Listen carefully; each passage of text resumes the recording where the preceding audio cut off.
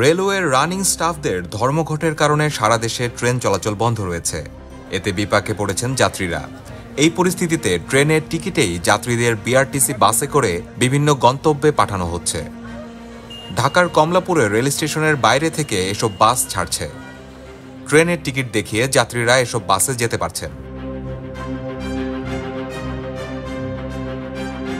আজ মঙ্গলবার সকালে কমলাপুর রেল স্টেশনের বাইরে বিআরটিসির অন্তত 10টি বাস অপেক্ষা করতে দেখা যায়। ট্রেনের টিকিট দেখে এসব বাসে যাত্রী তোলা হচ্ছে।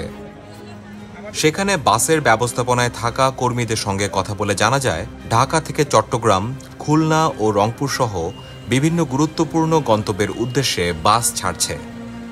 রেলকর্মীদের ধর্মঘটের মধ্যে আজ সকালে কমলাপুর স্টেশন পরিদর্শনে আসেন রেল উপদেষ্টা মোহাম্মদ ফাউজুল কবির খান।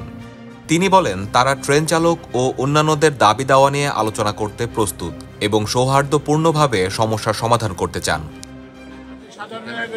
অসুবিধার কথা বিবেচনা করে তারা অবিলম্বে প্রত্যাহার করবেন। আর এর মধ্যে আমরা যেটা করছি সেটা হচ্ছে যে স্কলে আপনারা দেখছেন, টিভি স্কলে আমরা জানিয়ে দিয়েছি। আমরা অর্থ বিভাগকে বলছিলাম যে তাদের এই দাবি জানাচ্ছে, তারপরে অর্থ বিভাগ এটা পর্যালোচনা করেছে।